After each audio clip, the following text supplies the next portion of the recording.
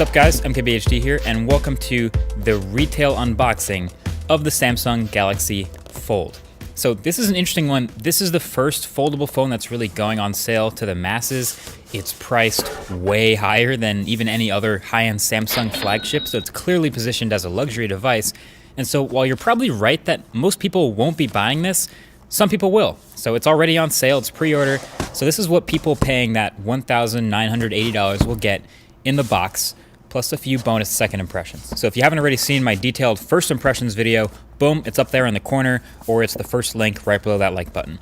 So you're about to see a bunch of examples of Samsung trying really hard to make you feel like your money was well spent. So the presentation of the box, as you've seen, within a box, it's awesome, it's super extra. The thin box on the top is the phone, believe it or not, but we're gonna put that to the side for a second because you do get some other stuff. So in this pouch here at the top, there's a two-piece Kevlar case and a SIM card ejector tool, and we'll get back to that case in a minute.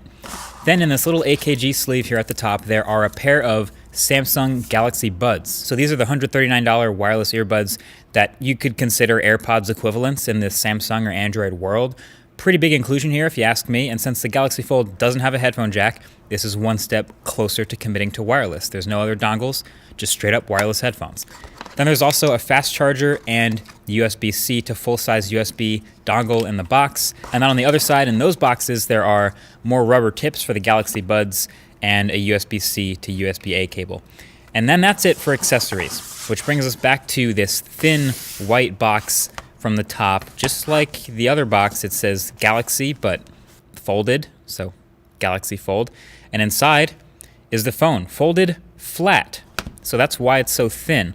I don't know exactly why they ship it like this, if it's to avoid having a big crease from the factory, or it's just more dramatic, or both, or neither, I don't know. But it ships flat. This is the black one. And then I'll shut up for a second so we can get the plastic off it.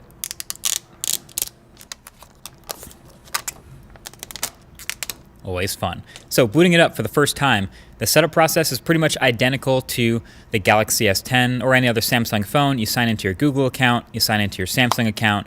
You can do this on the front screen or on the inside screen, but like I said in the first impressions video, that keyboard is kind of small, so I prefer the bigger screen.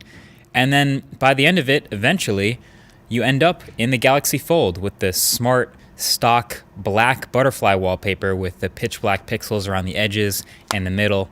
That is the unboxing experience. Now about that case it came with. So any case for the Galaxy Fold that anyone makes will either have to be foldable or come in two pieces. This seems like the smart way to do it. It's a two-piece Kevlar sort of flexible material, but it avoids that huge hinge and it has no moving parts. It has adhesive, of course, also on the inside that you can line up to attach it, but you don't actually have to use the adhesive if you don't want to. I found the installation goes on and comes off just fine. And yeah, it gets a little more protected and a little uglier with the case on it, kind of like with any other case. Okay, last thing I felt the need to demonstrate in this quick unboxing and second impressions is just how solid these magnets are. I didn't have a mic at the first impressions, but now I do have one, so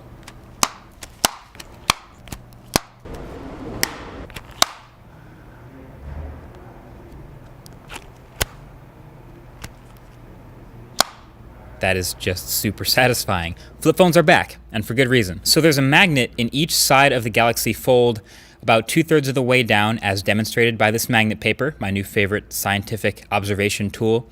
And they're pretty strong. So they're so strong that they have a bit of a field effectively outside of the phone itself, strong enough to pick up metal objects and things like a bunch of washers,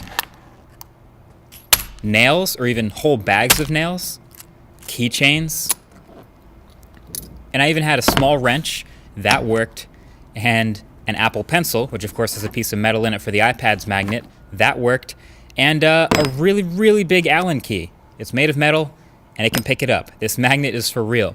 So just had to share that, a little proof from what I was talking about from the last video. Again, I'll link that below. Still forming all of my thoughts, but man, this thing has really distracted me from the P30 Pro I've been using. That review is coming up as well, alongside the RetroTech Episode 1 on the original Game Boy. It's a good time to be a video nerd. Either way, thanks for watching. Catch you guys in the next one. Peace.